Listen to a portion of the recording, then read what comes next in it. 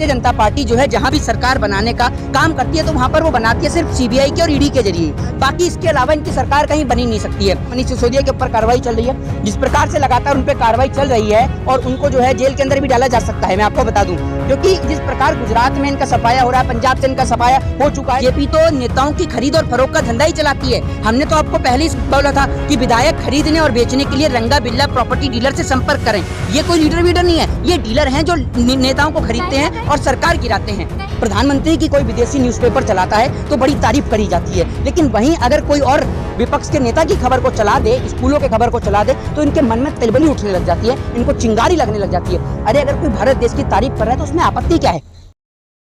अब मोहित जी, लगातार जिस तरीके से सीबीआई और ईडी के छापे पड़ रहे, बिहार हो या फिर दिल्ली के मनीष सिसोदिया जी के घर पे भी, देखिए, जिस प्रकार से मैं आपको बता दूं, भारतीय जनता पार्टी की हार की बौखलाहट इस कदर बढ़ गई है कि भारतीय जनता पार्टी जो है जहां भी सरकार बनाने का काम करती है तो वहां पर वो बनाती है सिर्फ सीबीआई के और ईडी के जरिए। बाकी इसके अलावा इनकी सरकार कहीं बनी नहीं सकती है। ये चाहे महाराष्ट्र के अंदर सरकार गिराने का काम करें, संजय राउत को गिरफ्तार कराने का काम करें, फिर चाहे ये बिहार के अंदर लालू यादव के ऊपर कार्रवाई करें, चाहे फिर ये तमाम जगह पर ईडी सीबीआई के जरिए रेड करें। अभी आप देख रहे हैं मनीष सिसोदिया के ऊपर कार्रवाई चल रही है, जिस प्रकार से लगातार उन पर कार्रवाई चल रही है और उनको जो है जेल के अंदर भी डाला जा सकता है। मैं आपको बता दूं, क्योंकि जिस प्रकार गुजरात में इनका सफाया हो रहा है, पंजाब से इनका सफाया हो चुका है। देख रहे हैं तो जगह जगह जिस कदर सरकारें जो है इनकी गिरती जा रही है भारतीय जनता पार्टी की। सिसोदिया जी ने प्रेस कॉन्फ्रेंस में कहा है कि मुझे पैसों का लालच दिया और मुझसे कहा है कि आप सीएम पद के दावेदार हैं। तो मैं आपको बता दूं, बीजेपी करती क्या है? बीजेपी यही करती है। बीजेपी तो नेताओं की खरीद और फरोख्त का धंधा ही चलाती है। हमने तो आपको पहले ही बोला था कि विधायक खरीदने और बेचने के लिए रंगा बिल्ला प्रॉपर्टी डीलर से संपर्क करें। ये कोई लीडर वीडर नहीं है, ये डीलर हैं जो नेताओं को खरीदते हैं और सरकार गिराते हैं। कहीं ना कहीं इसका कनेक्शन गुजरात चुनाव से तो नहीं है? निश्चित तौर पर है, निश्चित तौर पर है। गुजरात के अंदर भारतीय जनता पार्टी के एजेंडे की लगातार पोल खुल रही है। इसी कारण से तो ये चाहे सोनिया गांधी हो, चाहे फिर वो राहुल गांधी हो, चाहे फिर वो आपका मनीष सिसोदिया हो, चाहे वो सत्येंद्र जैन हो, सबके ऊपर लगातार कार्रवाई बिठा रही है और लुकआउट नोटिस तक उनको भेज रही है। आप ये देखिए ना, नीरव मोदी, विजय माल्या, मेहुल चौकसी, इनके लिए कोई लुकआउट नोटिस नहीं था। लेकिन अगर कोई इस देश के अंदर कार्य कर रहा है, मनीष सिसोदिया हो, चाहे वो विपक्ष हो, जो बीजेपी की पोल खोल रहा है, सीधे तौर पर ये कहते हैं कि बीजेपी की जो पोल खोल रहा है, ये उसके ऊपर लगाम कसने का काम करते हैं। लेकिन लगातार बिहार में भी छापे पड़ रहे हैं। अभी जब बीजेपी थी तब छापे नहीं पड़े, लेकिन अब आज से स्टार्ट हो गए, लगातार छापे पड़ रहे हैं। देखिए, मैं आपको एक बात बताता हूँ ना, पहले बिहार में इसलिए नहीं छापे पड़ रहे थे क्योंकि बीजेपी की सरकार थी, लेकिन आज वहां पर बीजेपी की सरकार नहीं है तो वहां पर छापे पड़ने निश्चित हैं। और मैं आपको एक बात बता दूं, जिस कदर हिमाचल में भी इनकी स्थिति खराब हो रही है बीजेपी की,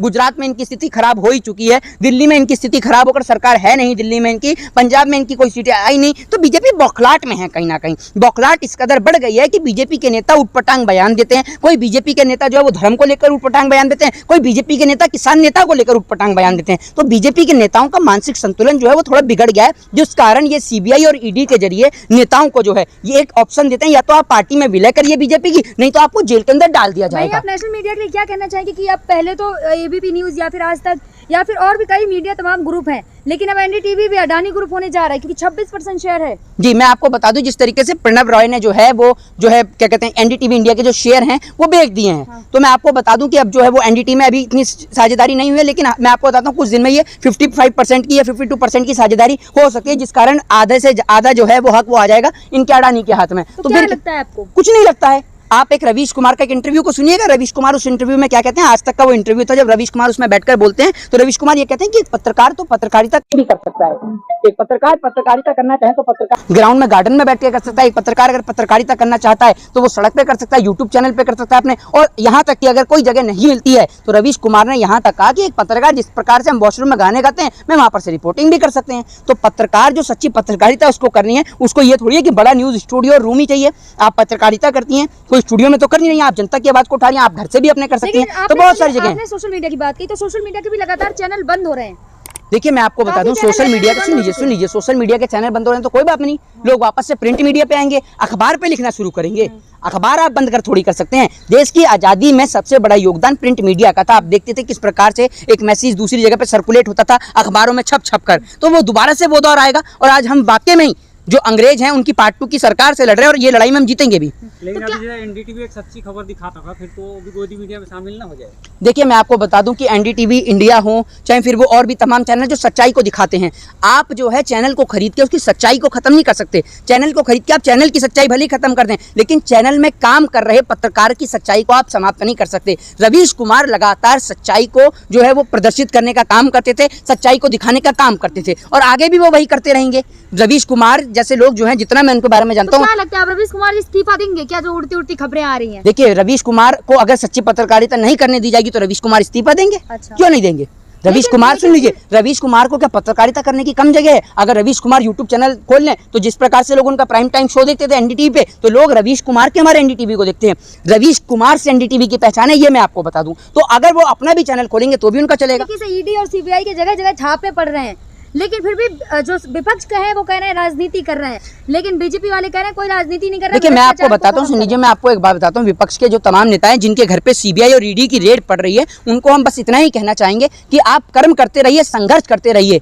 नेताओं की क्या औकात और सीबीआई और ईडी की क्या औकात कि वो आपको जेल में ही तो डाल सकती है। जिस देश की जनता ने आपको मैंडेट देके जिता दिया, जिस देश की जनता ने आपको बहुमत देके जिता दिया, वो जनता आपके साथ खड़ी है। तो जब जनता आपके साथ खड़ी हो तो ये बाकी के नेता क्या कर सकते हैं? आप अपना काम करते रहिए, ईमानदारी के साथ और निष्ठा के साथ करते रहिए। लेकिन मेरे को एक बात बड़ी बुरी लगी कि भारत देश की अगर खबर प्रधानमंत्री की कोई विदेशी न्यूज़पेपर चलाता है तो बड़ी तारीफ करी जाती है, लेकिन वहीं अगर कोई और विपक्ष के नेता की खबर को चला दे, स्कूलों के खबर को चला दे, तो इनके मन में तिलबली उठने लग जाती है, इनको चिंगारी लगने लग जाती है। अरे अगर कोई भारत देश की तारीफ कर रहा है तो उसमें आपत्ति क्या है? अगर कोई व्यक्ति भारत देश के स्कूलों की तारीफ कर रहा है उसमें आपत्ति क्या है? आप ये बताइए ना। इसमें सुन लीजिए, आपत्ति क्या? सुधीर चौधरी ने उसी का स्पष्टीकरण करते हुए कहा है कि जो खबर छपी है वो सरकारी स्कूल नहीं प्राइवेट स्कूल है। भाई एक बात हम बता दें, और कुछ लोगों ने ये भी कहा कि जिस प्रकार से जो अखबार में जो खबर छपी थी वहाँ के विदेशी अखबार में, वो पैसा देकर छपी थी। तो मोदी जी की जो आप तारीफ करवाते हैं, कितना पैसा दे के करवाते हैं? क्योंकि आपको पता है भाई, अब मुझे तो पता नहीं है कि पैसे देकर अखबारों में खबर छपवाती है। आप छपवाते होंगे ना बीजेपी वाले, बीजेपी वाले पैसा देके अखबारों में खबर छपवाते होंगे, तभी तो इनको पता है कि पैसा देकर छपती है। मनोज तिवारी प्रेस कॉन्फ्रेंस कर रहे हैं। अरे भैया मनोज तिवारी जी, आपसे बड़ा कोई व्यक्ति देखा है ऐसा व्यक्ति जो कोरोना के दौरान क्रिकेट खेलने के लिए निकल जाता है? आपसे बड़ा तो कोई बेशरम नहीं है। आप आज प्रेस कॉन्फ्रेंस करके कह रहे हैं। आप ये बताइए आपने क्या कर दिया दिल्ली के लिए? आपने आज तक प्रेस कॉन्फ्रेंस करी? आप ही की पार्टी का सांसद दिल्ली में नहीं रहता, क्रिकेट के स्टेडियम में रहते हैं 24 घंटे। गौतम गंभीर आईपीएल का मैच उठा लीजिए, एक वीडियो रिकॉर्डिंग दिखा दूंगा आपको। सारे मैच में, आईपीएल के मैचेस में वो वहां स्टेडियम में बैठे रहते हैं, देश की जनता के बीच में आज तक काम करने नहीं आए, और वो गांधीनगर से सांसद हैं। आप ये बताइए, मनोज तिवारी ने आज तक उनके लिए प्रेस कॉन्फ्रेंस करके कहा है कि कहाँ है गौतम गंभीर? गौतम गंभीर तो गुमशुदा हैं। अगर जनता को काम कराना हो तो जनता पहले स्टेडियम की टिकट ले और उसके बाद भी गौतम गंभीर से मिलने जाए। स्टेडियम में तो मिलने देंगे नहीं। तो नेताजी से अगर काम कराना हो जनता को तो वो कहाँ जाए? मनोज तिवारी इस बात पे नहीं बोलते क्योंकि मनोज तिवारी खुद गायब रहते हैं। मनोज तिवारी खुद गायब रहते हैं। केजरीवाल जी ने ये कहा कि बीजेपी ने भी 100 करोड़ रुपए ऑफर किया न्यूयॉर्क टाइम को अपना खबर छपवाने के लिए। बीजेपी, भाई मैं आपको बता दूं, बीजेपी तो काम ही यही करती है। बीजेपी तो हर जगह जो है वो पैसे का प्रदर्शन इसलिए करती है क्योंकि ये पैसा जो है, ये पैसा इस देश की गरीब जनता का है ना। बीजेपी वालों का थोड़ी है पैसा। अगर बीजेपी वालों की जेब से पैसा जा रहा हो तब तो बीजेपी को समझ में भी आए। अब ये देखिए मनोज तिवारी जो हैं ये कहाँ बैठ रहते हैं? कैलाश विजयवर्गीय के साथ बैठे और कैसे हंस रहे हैं। देखिए जब महिलाओं पर टिप्पणी होती है, गर्लफ्रेंड बदल देते हैं। बताइए, ये महिलाओं पर ऐसी टिप्पणी कर रहे हैं। अब मनोज तिवारी बगल में बैठ के हंस रहे हैं। अरे मनोज तिवारी जी, आपको शर्म आनी चाहिए कि आपको तो ये अप्रिशिएट करना चाहिए कि कोई भारत देश के स्कूलों की तारीफ कर रहा है तो आपको तो गौरव से आपका सीना ऊंचा होना चाहिए, क्योंकि आप देश के, आपकी पार्टी के जो नेता हैं वो देश के प्रधानमंत्री हैं। भैया कोई तारीफ हमारे देश की तो हो रही है। आप लोग अपने आपसी लड़ाई के चक्कर में इतने बुरे हो गए कि आपको अगर कोई देश की तारीफ करता है तो आपको बुरी नजर आने लग जाती है। आप कहते हैं पैसों में तारीफें हो रही हैं। आपके प्रधानमंत्री के ऊपर जब बात होती है तो हमें भी बड़ा गौरव से भाई सीना ऊंचा होता है कि प्रधानमंत्री की तारीफ विदेश ने करी है, हम तो खुश होते हैं। लेकिन आप ये नाखुश क्यों हो रहे हैं जब भारत देश के स्कूलों की तारीफ हो रही है? क्योंकि वो स्कूल आपने नहीं बनाए, आपके प्रधानमंत्री ने उसका उद्घाटन नहीं किया, इसलिए आपको चिड़मिड़ पहुंच रही है। ये बताइए ना। तो आप तो ईर्ष्या के कारण इतने बुरे हो गए कि अगर कोई तारीफ करता है तो आप कहते हैं कि भारत की खबर वो पैसों में छाप रहा है। मतलब भारत देश को अगर कोई कवर करता है तो पैसों में कवर करता है। किस प्रकार की आपकी सोच और मानसिकता है, इसके ऊपर मुझे शर्म आती है। और मैं इतना ही कहना चाहूंगा कि नेताजी आपके साथ जो है ना, अब इस देश की जनता बिल्कुल नहीं खड़ी है। और आप जितने विपक्ष के नेताओं पर सीबीआई और ईडी की रेड कराएंगे ना, आप कराते रहिए। उनके साथ देश की जनता खड़ी थी, खड़ी है और खड़ी रहेगी। जय हिंद, जय भारत, वंदे मातरम।